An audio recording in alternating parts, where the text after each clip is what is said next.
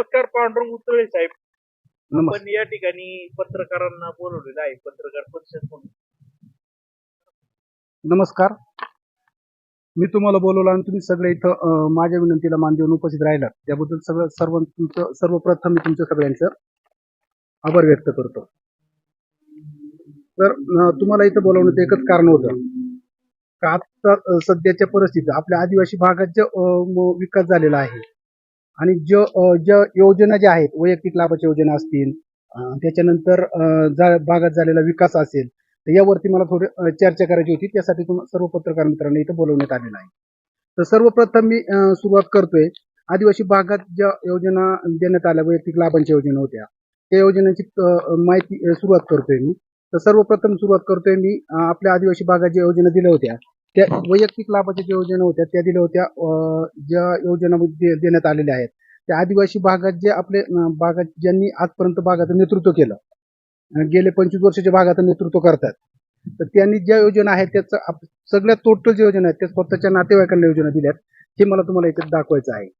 सर्वप्रथम आपण हे करतोय, योजना आहे पहिली योजना जी आहे, योजना पहिली आहे जी जिल्हा परिषद निधी सन 2017-18 ते 2019-20 सेंद्रिय शेतीस प्रोत्साहन देणे, निरगुडे पाडळी जिल्हा परिषद गट लाभार्थी आहेत. तर ही त्याची यादी आहे. तर सर्वप्रथम ह्या ज्या योजना आहेत तर ही सेंद्रिय शेतीस प्रोत्साहन म्हणजे गीर गायची योजना आहे. तर लांडे साहेबांनी काय केलं, ज्यावेळेस योजना देताना ज्या आपल्या नातेवाईकांना दिल्यात त्याच्या सर्वप्रथम जे नाव आहे सन 2017-18 ला एकनाथ सीताराम कोरडे. त्याच्यानंतर त्यांच्या जवळचे हे एकनाथ सीताराम कोरडे जे आहेत हे साहेबांचे ज्या आपल्या पंचायत समितीच्या सभापती होत्या अंजनाताई कोरडे यांचे मिस्टर आहेत. त्यानंतर दुसरे जे आहेत प्रकाश रामा रावते. तर ते प्रकाश रामा रावते जे आहेत हे प्रकाश रामा रावते साहेबांचे चुलत मेवणे आहेत, हे गाडगरचे आहेत. त्याच्यानंतर तिसरे जे आहेत चिंतामण मारुती तळते, ते चिंतामण मारुती तळते हे साहेबांचे सख्खे मेवणे आहेत. त्याच्यानंतर दुसरे जे आहेत पमाबाई मारुती साबळे, ह्या साहेबांची सख्खी बहीण आहे पमाबाई मारुती साबळे जे आहेत. त्याच्यानंतर जे दुसरे एक आहेत बाळू सकाराम लांडे, बाळू सकाराम लांडे हे साहेबांचे छोटे बंधू आहेत. तर ह्या ज्या योजना आहेत ह्या साहेबांनी यांच्या स्वतःच्या घरात दिलेल्या आहेत. तर आता हे त्यात महत्वाचा विषय असा होता, एकनाथ सीताराम कोरडे जे आहेत ते एकनाथ सीताराम कोरडे हे गव्हर्नमेंट सर्वंट आहेत. तर एकनाथ सीताराम कोरडे हे एसटी महामंडळात नारायणगाव आगारामध्ये वाहक आहेत. तर ही आपण वाहकांची जे आपण ह्या माहिती अधिकाराचे मागवलं होतं, ही वाहक यादी आहे. तर हे आहेत एसटी महामंडळात कामाला. म्हणजे साहेबांनी काय केलं, स्वतःचे जे नातेवाईक होते त्या नातेवाईकांना जे सर्व्हिसला होते यांना योजना दिल्या, पण गरिबांना ह्या मोठ्या योजना दिलेल्या नाहीत. आजपर्यंत साहेबांनी काय केलेलं आहे, ज्या योजना आहेत छोट्या योजना, मग त्याच्यात ताडपत्री असन गिरण असन, ज्या इतर लोकांना दिल्या, पण ज्या मोठ्या मोठ्या योजना होत्या ह्या योजना त्यांनी स्वतःच्या नातेवाईकांना दिल्या. ही आहे आपली गीर गाय योजना. त्याच्यानंतर दुसरी योजना आहे आपली, दुसरे साहेबांचे नातेवाईक म्हणजे जवळचे, जिथून साहेबांची टोटल सूत्र हल्ली जातात, जे सगळे हे पाहतं साहेबांचं काम बाकीचं, तिथून ते सगळे टोटल सूत्र हल्ली जातात. ते आहेत कृष्ण लांडे. कृष्ण लांडे हे जे आहेत त्यांचे आपण हे गव्हर्नमेंट सर्वंट होते, सोमतवाडी शाळेवरती कामाला होते स्वयंपाकी म्हणून. यांची आपण माहिती अधिकारात यांचं हे घेतलेलं आहे. हे जे स्वयंपाकी आहेत कृष्णा मारुती लांडे, हे स्वयंपाकी हे आता रिटायर झाले. रिटायर कधी झाले ते 31/5/2025 ला हे स्वयंपाकी रिटायर झालेले आहेत आता. तर यांनी कुठल्या योजना घेतल्या, तर हे सर्व्हिसला असताना देखील यांनी मोठमोठ्या योजना घेतलेल्या आहेत. यांची पहिली योजना आहे 2 HP इलेक्ट्रॉनिक कर्बकुट्टी मोटार, ही यांच्या स्वतःच्या नावावरती घेतलेली कृष्ण मारुती लांडे. त्याच्यानंतर दुसरी जे साहेबांची योजना आहे सोनाली कृष्ण लांडे, ही त्यांची मुलगी आहे कृष्ण मारुती लांडे यांची. त्या नावावरती काय घेतलेलं आहे कोंबड खुराडा. ही योजना आहे आधी 2017-18 मध्ये घेतलेले आणि ते आता 25 ला रिटायर झालेले आहेत. त्याच्यानंतर तिसरी जी योजना आहे त्यांच्याच घरात कुटुंबात सोनाली कृष्णा लांडेच्या नावावरती, तर त्याच्यावरती आहे शेळी गट, 10 शेळी आणि 1 बोकड. आपण त्यांनी त्यांच्या स्वतःच्या घरात घेतलेला आहे. चौथी जी योजना आहे त्यांची 7 HP open wheel motor pump set, तो आहे हिराबाई कृष्ण लांडे, म्हणजे कृष्ण लांडे त्यांच्या ह्या मिसेस आहेत. त्याच्यानंतर पाचवी जी योजना आहे, पाचवी जी योजना आहे 2020-21 ला घेतले. थेट लाभ असताना हा हस्तांतर 75% अनुदानावरती 90 MM PVC पाईप आहेत लाभार्थी. हे आहेत हिराबाई कृष्ण लांडे. म्हणजे हे जे कृष्ण लांडे आहेत, हे कृष्ण लांडे सर्व्हिसला असताना आपल्या आदिवासी विभागात हे कामाला होते. त्यांनी ह्या टोटल एकंदरीत स्वतःच्या कुटुंबामध्ये हे 10 योजना घेतलेल्या आहेत. म्हणजे याच्यात साहेबांनी स्वतःचा नातेवाईकांना ह्या सगळ्या योजना दिल्या आहेत. मोठ्या मोठ्या ज्या योजना आहेत यांनी दिलेल्या आहेत. त्याच्यानंतर साहेबांचे जवळचे जे सहकारी आहेत, म्हणजे साहेबांचे जवळचे पाहुणे प्रकाश रामा रावते. आता प्रकाश रामा रावतेंचं जर आपण पाहिलं, म्हणजे अनिल रावते आहेत त्यांचे वडील, जे आता साहेबांचे टोटल सोशल मीडियावरती करतात जाहिरात. ते प्रकाश रामा रावते हे अनिल रावतेंचे वडील आहेत. तर अनिल राऊत प्रकाश रामा रावतेंनी पहिली घेतली होती त्यांच्या ह्या गिर गायची योजना होती पहिली. ती योजना होती 2020-19 ला. त्याच्यानंतर जे अनिल रावते आहेत शेळी गट पुरवणे, म्हणजे त्यांच्यावरती शेळी गट पण घेतलेले अनिल रावते, म्हणजे ही दुसरी योजना आहे. त्यानंतर तिसरी योजना त्याच कुटुंबात आणि त्याच घरात प्रकाश रामा रावते यांना दिलेलं होतं 9 MM PVC पाईप ही योजना होती. त्याच्यानंतर जे चौथी योजना आहे प्रकाश रामा रावते 2 HP कडबाकुटी, म्हणजे हे एकाच कुटुंबात हे सगळ्या योजना दिल्या जवळच्या पाहुण्यांना. त्याच्यानंतर हे आहेत अनिल प्रकाश रावते यांना काय शेळी गट पुरवणे, हा शेळी गट आहे.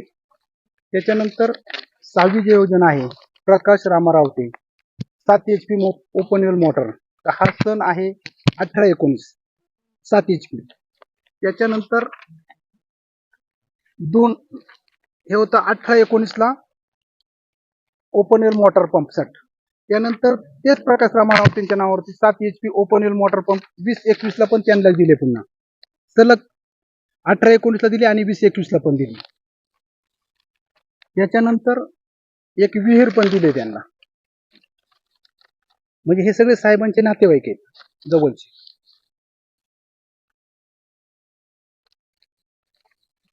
त्यानंतर जे आहे नवी योजना वनिता अनिल रावते महिलांना पीठ गिरण, ही पण त्यांना देण्यात आलेली आहे. म्हणजे साधारण अनिल रावते यांच्या कुटुंबात एकूण टोटली 9 योजना देण्यात आलेल्या आहेत. म्हणजे ह्या गरिबांसाठी नाही, तर साहेबांनी फक्त स्वतःच्या नातेवाईकांसाठी योजना काय केलेल्या आहेत आणि फक्त स्वतःच्या नातेवाईकांची यांनी घरं भरलेली आहेत. आता दुसरा विषय असा होता, तो आपल्याला माहिती आहे, पहिला 2 वर्षापूर्वी हे केलं होतं आपण त्याच्यावरती. सीताबाई मोरे. सीताबाई मोरे ह्या साहेबांच्या सासूबाई आहेत.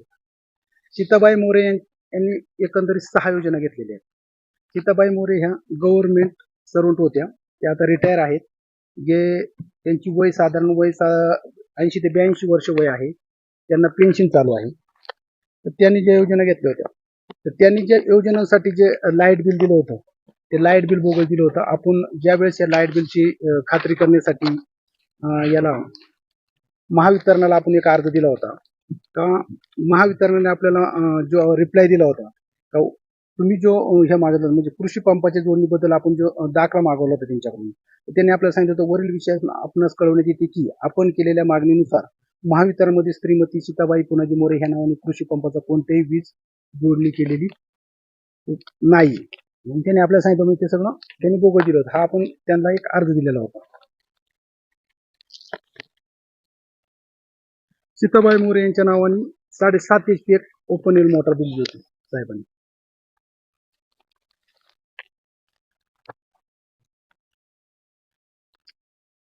सीताबाई मोरे जर त्यांचा जर 7/12 जर आपण पाहिला, तर टोटल फक्त सीताबाई मोरे यांच्या नावाने एक 6.25 ते 6.5 गुंठेच फक्त जमीन येते त्यांच्या वाट्याला.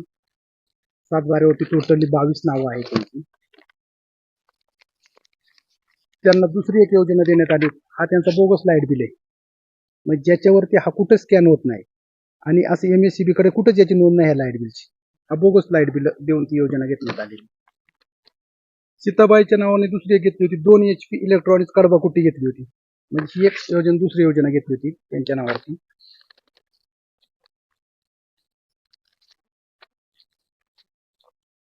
3 इंची पाईप हे पण त्यांनीच घेतले होते सीताबाई मोरे यांच्या नावावरती. ही तिसरी योजना आहे. म्हणजे आतापर्यंत ज्या शासनाच्या योजना आल्या त्या फक्त यांनी यांच्या घरात यांच्या नातेवाईकांना यांना दिलेले आहेत. बाकी काही कोणाला दिलं नाही. त्याच्यानंतर 90 mm पाईप हे पण त्यांना देण्यात आलेले आहेत.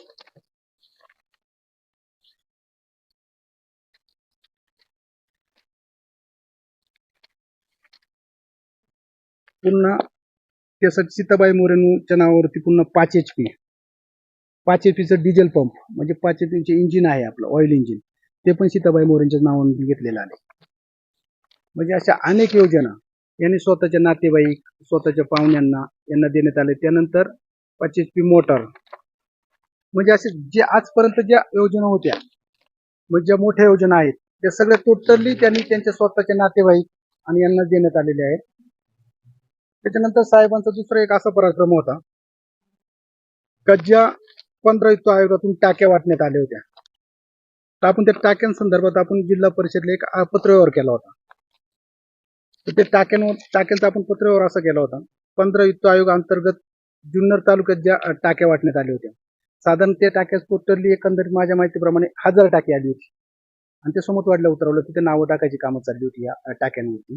तर आपण त्यांना एक पत्रव्यवहार केला. त्या पत्रव्यवहारात त्यांनी मला रिटर्न रिप्लाय दिलेला आहे. उपरोक्त संदर्भीय विषयानुसार आपणच 15 म्हणजे मी अर्ज दिला होता. अर्ज हे होता संदर्भ आपला माहिती अर्ज दिनांक 5/9/2023. उपरोक्त संदर्भीय विषयानुसार आपणच 15 वित्त आयोग अंतर्गत जिल्हा परिषद स्तरावरून जुन्नर तालुक्यासाठी पिण्याच्या पाण्याच्या टाक्या खरेदी करण्यात आल्या असून त्याबाबतची माहिती संदर्भीय माहिती अधिकार अर्जानवे मागवली आहे. तथापि अशा प्रकारची खरेदी जिल्हा परिषद स्तरावरून झालेली नाही. तरी या कार्यालयाकडे अशी माहिती उपलब्ध नाही. म्हणजे त्यांच्याकडे अशी कुठलीच माहिती नाही ह्या टाक्या आल्यात कुठून काय हे त्यांना कुठलं कोणालाच माहिती नाही. या कार्यालयात कुठलंच पत्रव्यवहार नाही. तर आपण तेच पाहतो. जर टाक्या जर त्यांच्याकडून कुठून खरेदी झाली नाही मग ह्या टाक्या आल्या कुठून? ह्या टाक्यांवरती नाव टाकलेले आदिवासी वादळ देवराम लांडे साहेब, विद्यमान सदस्य जिल्हा परिषद पुणे, 15 युक्त आयोग जिल्हा परिषद स्तर. मग ह्या जर टाक्या जर कुठून आल्याच याच्या जिल्हा परिषद खरेदी झाल्याच नाही मग नक्की ह्या टाक्या आल्यात कुठून आणि हा काय गोलमाल आहे हा आजपर्यंत काय उलगडलेला नाही आपल्याला. त्याच्यानंतर दुसरा एक महत्वाचा विषय असा होता का आपल्याकडे महत्वाचा विषय असा समाज कल्याण विभाग 20% जिल्हा परिषद निधी योजना मागासवर्गीय समाज प्रबोधन साहित्य संच पुरवणे ही योजना आहे 19 ची. साहित्य पुरवणे समाज प्रबोधन म्हणजे भजनाचं साहित्य पुरवायचं होतं. तर आता आपण जर पाहिलं फक्त जर एकटी केवाडी जरी बघितली तर एकट्या केवाडीमध्ये साहित्य दिले दलित वस्ती समाज सुधारणा समाज मंदिर. पहिलं बघा एका गावासाठी फक्त केवाडीला भजन साहित्य किती घेतलेलं तर त्याच्यात पहिलं दुसरं आहे धोबीघाट समाज मंदिर. धोबी घाटामध्ये कुठलाही समाज मंदिर नाही. हा धोबी घाट खाली धरणाकडे आहे पाण्याजवळ, पण तिथे कुठलं समाज मंदिर नाही, पण त्याच्या नावावरती हे एक साहित्य घेतलं. त्याच्यानंतर निर्मळवाडी समाज मंदिर, त्याच्यानंतर लांडेवस्ती समाज मंदिर, त्याच्यानंतर वाकीवस्ती समाज मंदिर आणि त्याच्यानंतर आंबसेत समाज मंदिर. आता ही समाज मंदिरं कुठंच उपलब्ध नाहीत, पण तरी त्यांनी हा स्वतःच्या पदाचा वापर करून समाज कल्याण विभागातून हे योजना घेतलेल्या आहेत. त्यानंतर दुसरी एक योजना आणली होती त्यांनी मागासवर्गीय वस्तीत बँजो साहित्य संच पुरवणी जिल्हा समाज कल्याण समिती बैठक. हा 18/9/2019 विषय आहे. त्याच्यामध्ये बघा केवाडीसाठी किती बँजोचं साहित्य घेतलेलं आहे. पहिलं घेतलं धोबीघाट समाज मंदिर. म्हणजे ज्या धोबीघाट हा धोबीघाटच नाही अस्तित्वात, म्हणजे घाट आहे पण समाज मंदिरच नाहीये तिथं, तर तिथं बँजो साहित्य घेतलं. भजनाचं पण साहित्य तिथेच घेतलं. त्याच्यानंतर निर्मळवाडी समाज मंदिर, त्याच्यानंतर लांडेवाडी समाज मंदिर, वाकीवस्ती समाज मंदिर, आंबसेत समाज मंदिर. त्यानंतर इथं आहे दलित वस्ती समाज मंदिर, त्यानंतर जडर वस्ती समाज मंदिर, पानदार वस्ती समाज मंदिर, पांडव वस्ती समाज मंदिर. त्यानंतर आहे आंबेडकर वस्ती नगर समाज मंदिर आणि गावठाण समाज मंदिर. असे टोटली बँजो संच घेतले त्यांनी 11. ही समाज मंदिरच केवाडीत नाहीये, पण ह्या समाज मंदिर बोगस समाज मंदिरांच्या नावाखाली त्यांनी हे सगळं शासनाची योजना लुटलेल्या आहेत.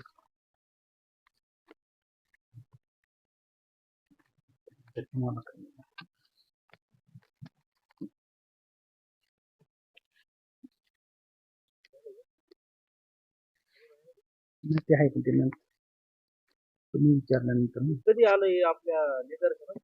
हे माझ्या निदर्शनात गेले 2 ते 3 वर्षापासून हे माझ्या निदर्शनात आले. पुढे तक्रार केली की? मी पंचायत समितीला पत्रव्यवहार केलेला, सगळीकडे पत्रव्यवहार केलेले आहेत, पण कुठलाच माझा आतापर्यंत हे झालेलं नाही त्याच्यावरती. मी आता जे सीताबाई पुनाजी मोरे मी म्हटलं त्याच्यावरती मी तक्रार केली होती, पंचायत समितीला कळवलं होतं. त्याच्यानंतर मग पंचायत समितीनं कारवाई चालू केली होती. पंचायत समितीला मला एक पत्र पण आलं होतं त्याच्यावरती. तर त्या पत्रात असं म्हटलं होतं, का विषय होता शासनाची फसवणूक करून योजना लाटल्याबाबत. संदर्भे श्री पांडुरंग रुपये मुक्कामखेडी पोस्ट चावण तालुका जुन्नर जिल्हा पुणे यांचा दिनांक 6/6/2024 चा तक्रारी अर्ज या कार्यालयाचा अर्ज प्राप्त दिनांक 13/6/2024. संदर्भीय विषयानवे आपणास कळवण्यात येते की कृषी विभाग पंचायत समिती जुन्नर या कार्यालयाकडून आपणास डीबीटी योजनेअंतर्गत सन 2018-19 मध्ये 7 HP विद्युत पंप व 2 HP इलेक्ट्रॉनिक्स कडबाकुटी ह्या योजनेचा लाभ देण्यात आला आहे. तसेच सन 2019-20 मध्ये 5 HP ऑइल इंजिन असा 3 अवजारांचा लाभ आपणास देण्यात आलेला आहे. तथापि सदर योजनेचा लाभ घेताना आपण 7.5 HP विद्युत पंपाचे व घराच्या विद्युत वापराचे खोटे व बोगस विद्युत देयक सादर केले. उपरोक्त अर्जदार यांनी ह्या कार्यालयास लेखी पुराव्यासह कळविण्यात आहे. तर ह्या नोटीस अन्वये आपणास कळविण्यात येते की सदर नोटीस मिळाल्यापासून 5 दिवसात वरील प्रमाणे विद्युत देयक चालू महिन्याचे मूळ विद्युत देयक सादर करावे. मुदतीत विद्युत देयक ह्या कार्यालयात सादर न केल्यास या कार्यालयाकडून आपल्यावर योग्य ती कायदेशीर कारवाई करण्यात येईल याची नोंद घ्यावी. पण असं कुठलीही कारवाई केलेली नाहीये पंचायत समितीने. त्यांनी मला हे पत्र पाठवलं होतं का आम्ही त्यांना कारवाईचा आदेश दिलेला आहे.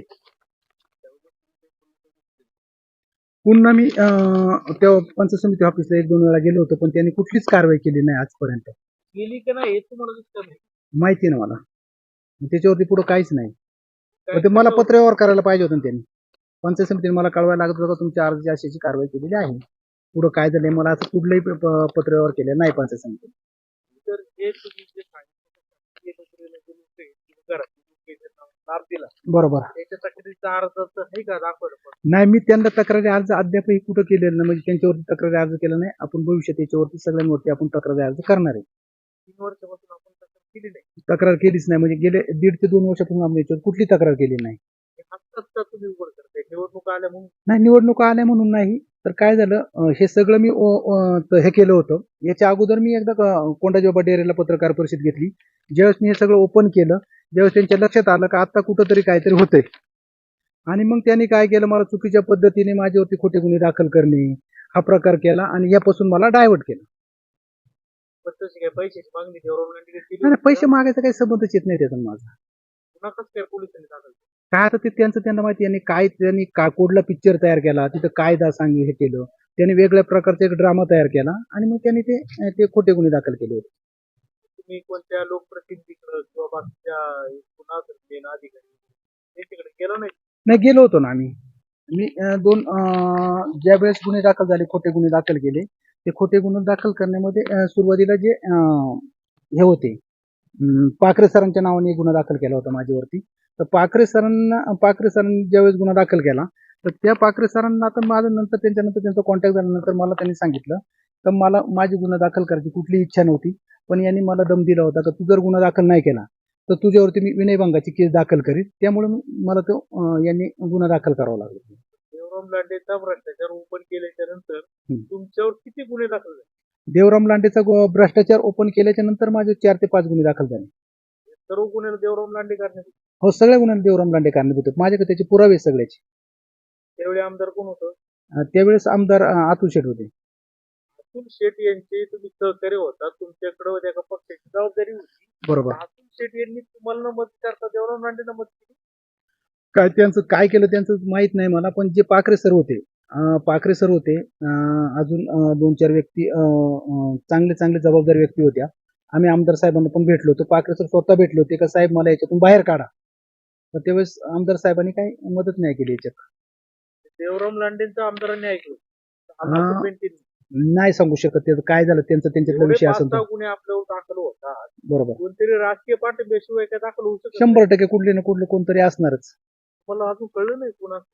नाही, आता कसं सगळ्यांचीच नावं घेणे बरोबर नाहीये. ते सगळ्यांचं त्याच्यानंतर आपण ह्या मधल्या काळामध्ये सगळ्यांचा शोध लावलेला आहे. त्यामुळे काही अडचण नाही. तुम्ही हे उघड का नाव का सांगत नाही? कोण कोण आहे याच्यामध्ये? काय होतं? तुम्हाला अडकवण्यासाठी कोणी कोणी प्रयत्न केले ते नाही नाही, आता याच्यामध्ये बरेच जण आहेत. तर त्या टप्प्याटप्प्याने ज्यावेळेस वेळ येईल तसं आपण काढणारच आहे विषय तो. बरोबर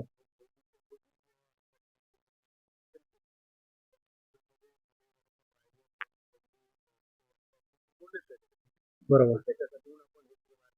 नाही नाही, असं काय नाही साहेब, मला याचं हे सगळे मी टोटल पुरावे एक एक काढत होतो. मला आता 2 दिवसापूर्वी पण एक कागद म्हणजे भेटायचं होतं, ते राहिलं होतं माझ्याकडून येणे. माझं अजूनही पत्रेवर चालू आहेत. मी त्या दिवशी पण याला नारंगाव आगारामध्ये एक माहिती अधिकार टाकून मी आता एवढ्याच घेतल्या मागच्या आठवड्यात. मला गोडेगाववरून माहिती पाहिजे होती, ती पण मला 2 दिवसापूर्वी मिळालेली आहे. ज्यावेळेस माझ्याकडे कागद कंप्लीट झाली त्यावेळेसच मी हे पत्रकार परिषद घेण्याचा निर्णय घेतला. भलेवाल्याचा सुपर ड्रायव्हर असं आरोप केला की खरं आहे का? नाही, ड्रायव्हर म्हणण्यापेक्षा आम्ही मित्र आहोत आणि आम्ही मित्र असल्यामुळे नेहमी बरोबरच असतो. त्यामुळे काही ड्रायव्हरचा याचा काही संबंध येत नाही. त्यावर गुन्हे दाखल झाले. त्यांनी मदत नाही केली. नाही, मित्र म्हणून मदत करण्यापेक्षा यांनी काय केलं, लागोपाठ एक गुन्हे दाखल केली. त्यामुळं बाकी काय कोणाला असं म्हणजे चान्सच भेटला नाही मदत करण्याचा. आणि काय मला काही कोणी मदत नाही केली. मी माझा ह्याच होतो तो एकटाच होतो. बंडू तळे थोडासा सत्य आहे. याचा वापर करून देवराम लाटेंवर साधायचं काम होतंय का मला वाटतंय? काय सनकीचा विषयच काय, जे वास्तव आहे तेच मांडतोय. बरं, सनकी म्हणजे नेमकं काय आहे? एखाद्याच्या पाठीमागं लागलं का लागेल? नाही, कसं मागं लागायचं म्हणजे विनाकारण कोणी लागतं का कोणाच्या पाठीमागं? माझं एकच ध्येय आहे का जे आदिवासी भागात ज्या योजना गरिबांपर्यंत जायला पाहिजे त्या पोहोचत नाही, ते स्वतःचीच घरं भरतात. याच्यात काय सनकीपणाचा विषय? जे मी वास्तव मांडतोय, जे वास्तव आहे तेच मांडतोय मी. मी आता एकाच्या मागे लागलो म्हणजे असं काहीच नाही. मी मातीवाल्यांच्या मागे लागलो होतो. मी यांनी योजना लुटल्या त्याच्या मागे लागलो होतो. मला जिथं चुकीचं होतं त्याच्या मी मागच लागतो 100%. म्हणजे असं काही सनकीचा विषय नाही.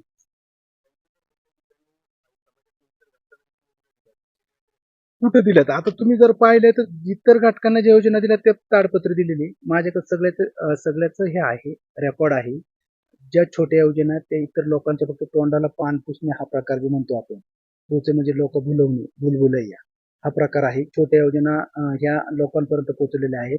आणि जे मोठमोठ्या योजना आहेत या सगळ्या टोटल स्वतःच्या घरात घेतलेल्या आहेत. हा फक्त तो हे आहे. बाकी अजून भरपूर कागद येते, अजून भरपूर कागद समोर यायचे. वाचताय एखाद्या मोठ्या देवराम लाटेच्या नाव दिलंय. बरोबर. तर बाकीचे लोकांची नाव नाहीत का? नाहीत ना, कुठं नाव आहेत? मध्ये फक्त एकच नाव आहे का? पहा ना तुम्ही, माझ्याकडे जे आहेत ना त्याच्यात तुम्ही जर पाहिले म्हणजे जे सर्व्हिसला आहेत, नोकर वर्ग आहे, जे जवळचे नातेवाईक आहे, म्हणजे ज्यांना लाभ देणे गरजेचंच नाही, अशा लोकांनी लाभ घेतलेला. आणि हे मोठं यादी तो करतात. टोटल म्हणजे बऱ्याच याद्या आहेत त्या, एक एकच नाही. मी आता याच्यातून शॉर्ट आउट करून ह्या याद्या काढलेल्या आहेत बाकीच्या. आणि एखादी यादी दाखवून जेणेकरून ते नाव आहे. आता जर त्यांची जर म्हणलं तर एकच मिनिट.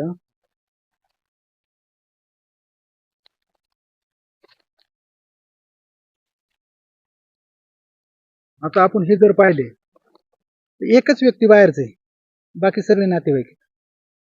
पाहू शकता. कसलं आहे ते? ही सेंद्रिय शेतीस प्रोत्साहन देणे म्हणजे गिरगाई योजना आहे. एकच व्यक्ती बाहेरच आहे, बाकी टोटल नातेवाईक आहेत. नाही, हे बाकीचे वेगळं आहे, वेगळं पीठगिरणीचे लाभार्थी येते. हे पीठगिरणी लाभार्थी येते. त्याच्यामध्ये देवराम लाटेचं नातेवाईक नाही. पुढे असं म्हणणं आहे. हो, मोठ्याला जे योजना आहेत मोठ्या योजनेमध्ये जास्तीत जास्त लाभ या नातेवाईकांना सगळेच आहेत. आता गिरगाई द्यायची होती तर सगळे नातेवाईक त्याचेच आहेत. म्हणजे ज्यांना लाभ देता येत नाही असे लाभार्थी.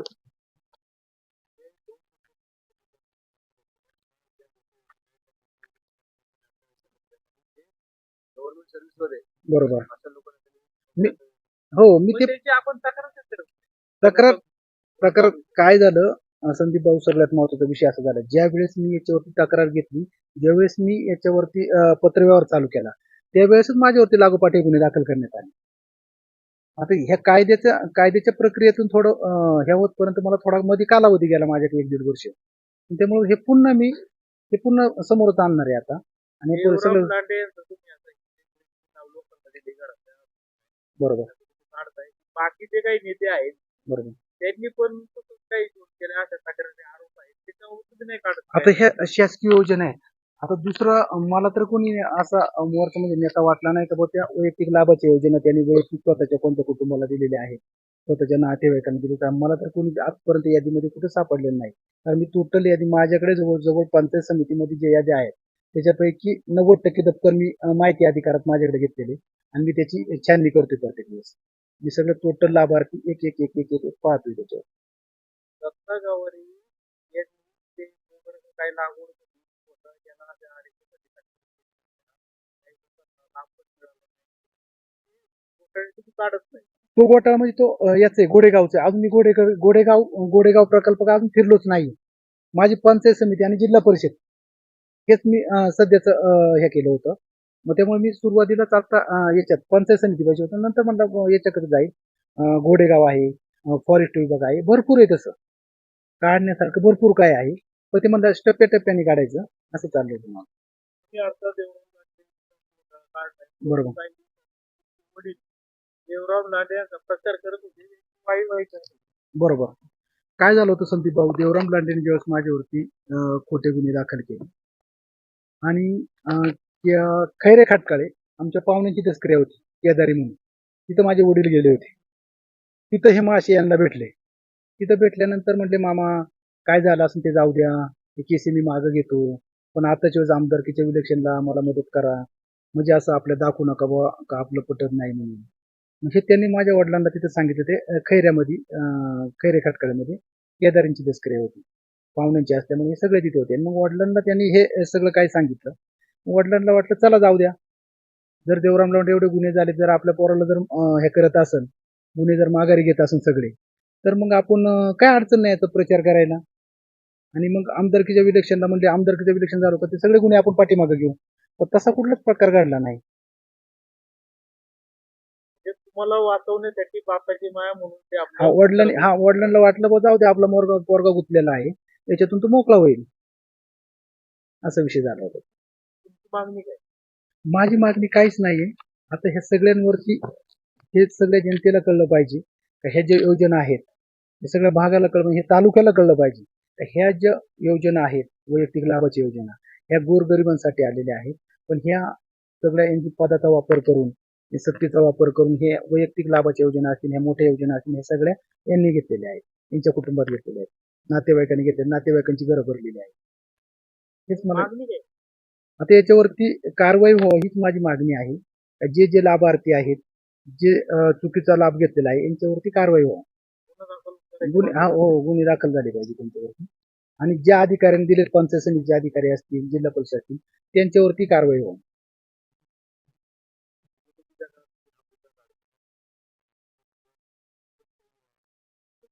नाही असं काही नाहीये. माझं जे हे चाललं होतं, माझी जी प्रोसिजर चालू होती, न्यायालयीन प्रोसिजर, ती माझी आता एवढ्यातच हे झालेली आहे. ही कागद माझ्याकडे अशीच गेले 2 ते 3 वर्षापासून मी काय हे सगळे टोटली कागद हे केलेले आहेत, जमा केलेलं आहे ते सगळं. मी अजून काही हे करतोय. त्यामुळे काय असं काही निवडणुकीचा याचा काही संबंध नाही. किती लोकांनी कागदपत्र काढले? कोणीच नाही. हे वैयक्तिक माझं स्टेप बाय स्टेप मी स्वतःच कागद काढत होतो. मला काही याच्यात कोणाची मदत नाही, काय नाही. अर्ज दिला, माहिती भेटते, थोडा त्रास होतो. त्याच्यात जर आता तुम्हाला जर दुसरं जर पाहायचं झालं तर मी एक याचं मागवलं होतं. आता ते म्हणजे थोडं हे करून मी सांगतो तुम्हाला, थोडं विश्लेषण करून. मी केवाडी ग्रामपंचायतमध्ये पण मोठ्या प्रमाणावर भ्रष्टाचार झाला होता. त्यासाठी मी केवाडी ग्रामपंचायतला पण अर्ज टाकलेला तर मला ग्रामपंचायतची माहिती मिळावी, म्हणजे काही हे आहे ते. तर मला केवाडी ग्रामपंचायतकडून एक लेटर आलं होतं. मी तुम्हाला एकच मिनिटात ते वाचून दाखवतो. प्रति पांडुरंग पोपट उतळे, मुक्काम केळी, पोस्ट चावण, तालुका जुन्नर, जिल्हा पुणे. विषय माहिती अधिकार, अर्ज दिनांक 14/12/2023, म्हणजे 14/12 तुम्ही अर्ज टाकला होता रोजी. व अपील निकाल पत्र, म्हणजे आम्हाला त्यांनी ती माहिती दिली नाही कोणी, त्यांनी. मग मी अपिलात गेलो. मला अपील निकाल पत्र दिनांक 4/3/2024, म्हणजे अपिलातही मला त्यांनी माहिती ती दिली नाही. त्यानुसार माहितीचे अवलोकन करण्यासाठी उपस्थित राहण्याबाबत म्हणजे त्यांनी मला एक पत्र पाठवलं ग्रामपंचायतला. मुद्दे वरील विषयाने आपणास कळवण्यात येते की आपण माहिती अधिकार दिनांक, अर्ज दिनांक 14/12/2023 व अपील सुनावणी मध्ये दिलेल्या निकालापत्रानुसार आपणास कळवण्यात येते की आपण ग्रामपंचायतकडे मागितलेली माहिती ही सर्व ग्रामपंचायत मध्ये उपलब्ध असून ग्रामपंचायत ही आर्थिक दृष्ट्या सक्षम नसल्यामुळे जेरॉक्ससाठी लागणारा खर्च ह्या मोठ्या प्रमाणात असल्यामुळे जेरॉक्स प्रत देणे ग्रामपंचायतीला शक्य नाही.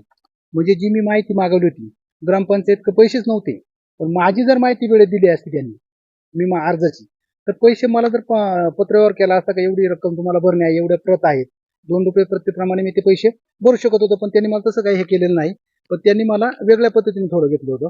त्यामुळे सदरील माहिती ही आपणास पाहण्यासाठी व अवलोकन करण्यासाठी दिनांक 12/3/2024 ला वार मंगळवार रोजी सकाळी ठीक 11 वाजता कार्यालयीन वेळेस ग्रामपंचायत कार्यालय केवाडी येथे उपलब्ध राहावे, उपलब्ध करून देण्यात येणार आहे.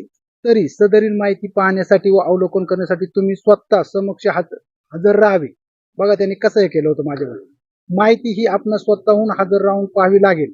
त्यासाठी कुठल्याही प्रतिनिधी आपणासोबत आणू नये. म्हणजे मला एकट्यालाच बोलवलं होतं. विशेष म्हणजे काय आहे का माहिती पाहायला येताना सोबत कोणाला आणायचं नाही, एकट्यानेच यायचं.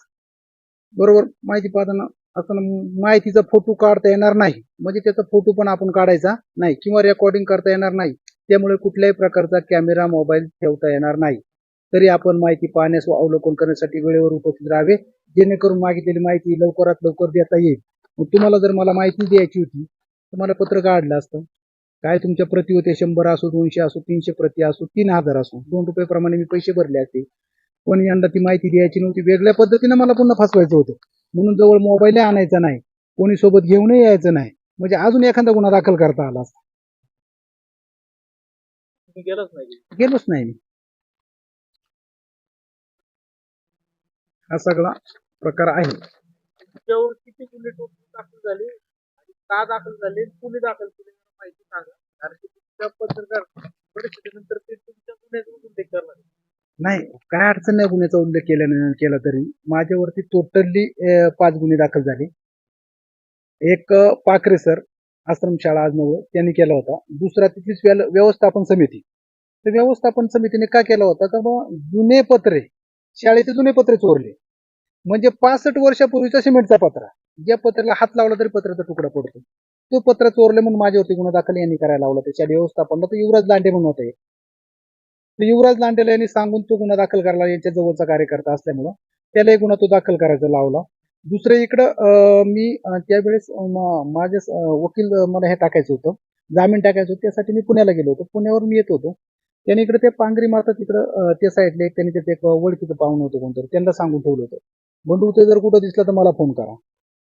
मग आणि मग तिथं मग पाहिल्यानंतर मग त्यांनी मला तो एक त्या भागात होतो म्हणून माझ्या पाठीमाग गाड्या लागल्या, पोलिसांच्या गाड्या सांगितल्या आणि मग मला तो एक गुन्हा दाखल केला त्यांनी. म्हणजे असे ते तीन गुन्हे तिथे त्यांनी दाखल केले होते माझ्यावरती लागोपाठ. एक माती संदर्भात गुन्हा दाखल केला, माती संदर्भात गुन्हा दाखल केला आणि यांनी स्वतःच माती चालू केली देवराम लांडेंनी. म्हणजे मातीचा एक गुन्हा दाखल करायला लावला खंडणी मागितल्याचा आणि हे स्वतःच यांनी तिथे चालू केलं होतं. आणि एक त्यांनी स्वतः माझ्याकडे खंडणी मागितली म्हणून असा एक गुन्हा त्यांनी दाखल केला होता. म्हणजे ते सांगतात यांनी ते पोलीस डिपार्टमेंटला ते वेगळ्या प्रकारचं स्ट्रक्चरच बनवलं होतं, असं पिक्चर बनवून सांगितलं बंडू उतरले मोठा गुंड आहे, बंडू उतरले मोठा अतिरेकी आहे, म्हणजे हे असं एक पिक्चर बनवलं होतं त्यांनी. पण आता हा सगळा प्रकार घडला होता त्यावेळेस.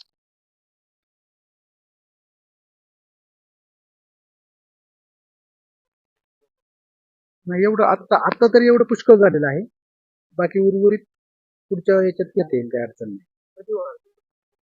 पुन्हा ज्यावेळेस माझ्याकडे अजून बाकी कागद माझे हे करतोय मी, शॉर्ट आउट मारतोय, माझे टोटल कागद शॉर्ट आउट झाले का मी पुन्हा तुम्हाला हे बोलवलंच.